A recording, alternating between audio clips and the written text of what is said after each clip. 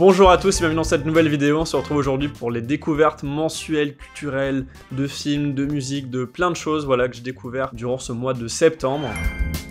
Vous l'aurez sûrement compris, c'est le retour de Avoir, du coup cette série de vidéos que je fais tous les mois, qui s'est arrêtée cet été parce que c'est l'été et j'ai fait plein de trucs en dehors de regarder des films, même si j'ai regardé beaucoup trop de films. Je me voyais aussi plus le temps de reprendre ce concept en main et de chercher une autre charte graphique. C'est pour ça que vous verrez, il y a des trucs un peu différents. Je me cherche toujours. Voilà, on commence tout de suite. On commence avec le cinéma, du coup les films que j'ai vus ce mois-ci. Alors il y a eu 3 films de la Cinétech déjà que je vais vous dire. Il y a Velvet Goldmine de Todd Haynes. C'est un film qui reprend entre guillemets l'histoire de David Bowie. C'est fictif, c'est entièrement fictif. Tout ça est centré sur un univers des années 70 avec ce personnage, ce chanteur, cette rockstar qui sombre petit à petit. Bon c'est pas adapté sur David Bowie. Bah il y a Iggy Pop qui est représenté un petit peu sous un personnage joué par Ewan McGregor. Très bon film et c'est à chaque fois des reprises de musique extrêmement connues.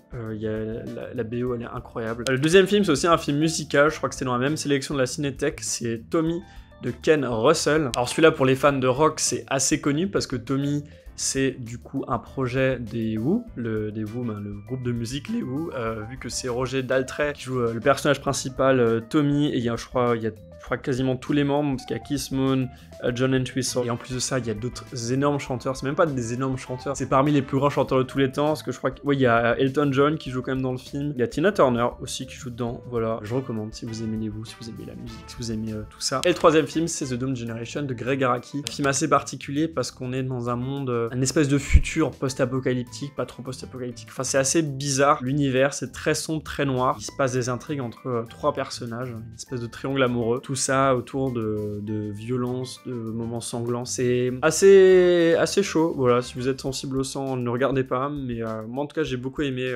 l'histoire et le film en général. Le quatrième film, là on va arriver aux films qui sont sortis cette année, déjà je rattrape un film, c'est le Bleu du Caftan de Mariam Touzani, qui est sorti au mois de mars, si je dis pas de bêtises, que je voulais voir depuis très longtemps, et je l'ai enfin vu, et c'était une très grosse claque. Le film est magnifique, très doux, très lent dans sa construction. J'ai beaucoup aimé les personnages, les enchaînements, parce qu'il y a beaucoup d'intrigues qui s'entremêlent et qui font sens vers la fin. Deuxième film qui est sorti cette année que j'ai vu ce mois-ci, c'est El Conde de Pablo Larraín. Voilà, Pablo Larraín que j'aime beaucoup, Jackie, Spencer, c'est un réalisateur que j'aime beaucoup, et j'attendais beaucoup ce film aussi, parce qu'on sait que lorsqu'un réalisateur a Netflix sous son aile pour produire son film, ça donne souvent des choses un peu plus expérimentales ou des idées qui sont parfois très propres au réalisateur, des idées qu'il a vraiment envie de faire et qu'il n'a pas forcément l'occasion de faire avec des gros studios. Un peu comme le film d'Iñárritu qu'il avait sorti sur Netflix, ou le film de Cuarón aussi, Roma. Beaucoup d'expérimentation aussi dans la mise en scène que j'ai beaucoup aimé, même la performance de l'acteur principal, j'ai pas le nom. Qui joue aussi très bien. Le film suivant, c'est Tony en famille de Nathan Ambrosioni. C'est une comédie bien française où lorsque tu vois la bande-annonce ou même lorsque tu vois les premières minutes, tu t'attends pas forcément à ce qui va en découler. Mais il y a beaucoup de délicatesse dans le sujet qui est abordé. Même moi, ça m'a donné envie de reprendre mes études. Je vais pas le faire.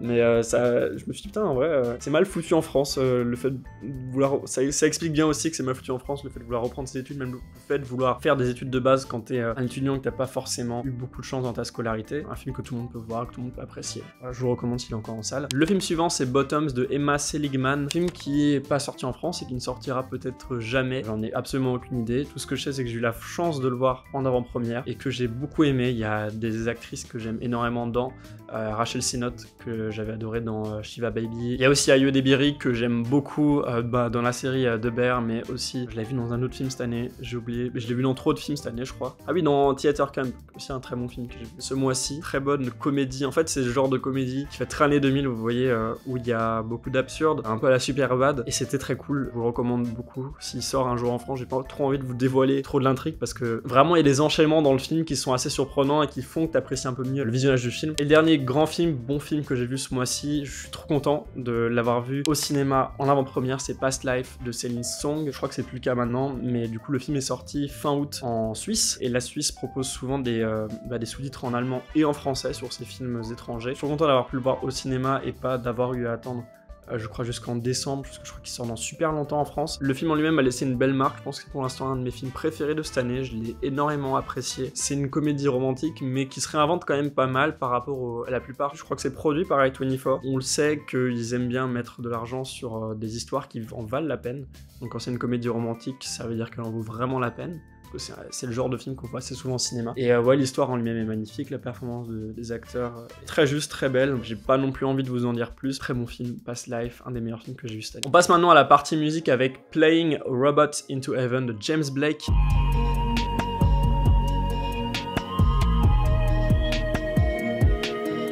Album qui est sorti du coup ce mois-ci, album de James Blake. Ça me désole un peu parce que j'ai très souvent les vinyles des albums que j'aime beaucoup directement à leur sortie. Je sais que j'ai l'ancien, celui qu'il avait sorti il y a 2 ans, qui était un de ses, pour moi je pense un de ses meilleurs, qui partait dans un truc très R&B alternatif que j'ai beaucoup aimé. Et aujourd'hui on a quelque chose de vachement plus électronique, vachement plus dense, et c'est plutôt cool parce que c'est un petit peu l'origine de James Blake. C'est aussi un genre pour lequel on le connaît principalement, parce que c'est là-dessus qu'il a aussi collaboré avec beaucoup d'artistes dans des productions. Mais ouais, c'est très très bon, c'est je pense un de ses chefs-d'œuvre. Le deuxième album, c'est un album que j'attendais beaucoup, c'est Everything is Alive de Slowdive.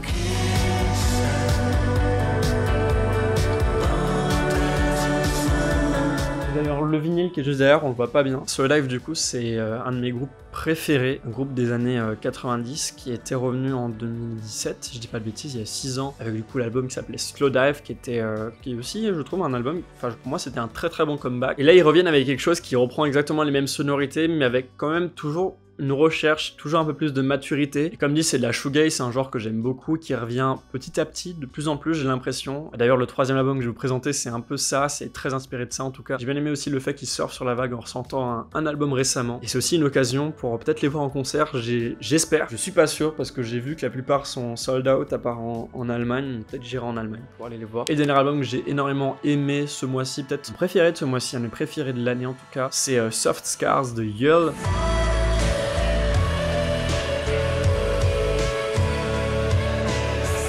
Alors là on est sur quelque chose d'assez particulier, c'est de la glitch pop avec un peu de shoegaze, comme je disais avant avec l'album de James Blake, qui a beaucoup de recherche dans la production, et c'est ce qui rend d'ailleurs cet album aussi impressionnant en tout cas. Et je me souviens que quand chaque single sortait, j'étais à chaque fois impressionné par la variété aussi, parce que c'est un petit peu le même son, même si ça change un petit peu, mais c'est toujours le même thème qui est abordé, et le fait qu'il y ait toujours autant de variété, autant de recherche dans quelque chose comme ça, j'ai trouvé ça très impressionnant de sa part. On passe à une nouvelle partie qui s'appelle Découverte, là donc je vais mettre des livres, des vidéos YouTube, des trucs que j'ai découverts ce mois-ci. Moi-ci il y en a un en particulier, quelque chose de très important, et je pense que vous l'avez vu, c'est la sortie de Gorniki, notre court-métrage interactif. Alors pour ceux qui n'ont pas vu Gorniki, ben là il y a une fiche, mais sinon faites stop sur la vidéo, regardez-le directement parce que c'est très important pour nous. C'est un projet qui nous a demandé 3-4 ans, un truc comme ça. Je sais qu'à Thomas ça lui a coûté des années de vie, parce qu'il a pas dormi très longtemps. Voilà, foncez le voir si vous l'avez pas vu. Et puis évidemment, pour ceux qui ont terminé l'expérience Gorniki, il y a une petite surprise à la fin, même si vous le savez maintenant déjà, il va y avoir un deuxième film qui sortira dans le courant 2024. Ok, on passe maintenant à la dernière partie, les attentes du mois. C'est en fait 3 films qui vont être le même jour. Il y a Une année difficile de Eric Toledano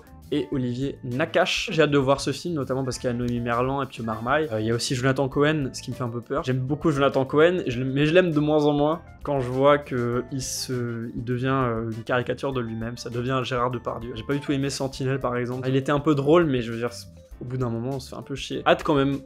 Le deuxième film qui sort le même jour, c'était du coup le 18 octobre, c'est Anselm de Wim Wenders. J'ai pas trop compris encore le synopsis, mais ça parle du coup d'Anselm Kiefer, qui est un artiste contemporain que j'aime beaucoup. J'ai vu beaucoup de ses œuvres en vrai. Ça va être bizarre d'ailleurs de voir ses œuvres au cinéma sur grand écran et pas de les voir en vrai, parce que c'est un artiste qui travaille beaucoup sur la texture. Quand tu vois son œuvre, il faut que soit en fait, il faut que tu sois en face de l'œuvre pour la comprendre, comme la plupart des artistes contemporains je dirais. Donc ouais, j'ai quand même hâte de voir ce que Wim Wenders va proposer. Et le dernier film, je pense que c'est l'un des films les plus attendus du reste de l'année, c'est Killers of the Flower Moon de Martin Scorsese. C'est dans moins d'un mois, je m'en rends pas compte, ça fait si longtemps qu'on en entend parler. Encore une fois, il y a quand même DiCaprio, il y a De Niro qui joue dedans si je dis pas de bêtises. Ça fait combien de temps qu'on a pu vu Scorsese? C'était Irishman? Je crois que c'était Irishman, j'ai beaucoup aimé Irishman, vraiment j'avais adoré, et j'ai hâte de découvrir ce qu'il va nous proposer. Voilà, c'est tout pour cette vidéo, pour ce avoir du mois de septembre. On se retrouve évidemment le mois prochain, j'espère. Sur ce, n'hésitez pas à vous abonner, on essaie de revenir petit à petit avec des vidéos, des concepts intéressants, mais sur ce, je repars pour de nouvelles aventures. Ciao!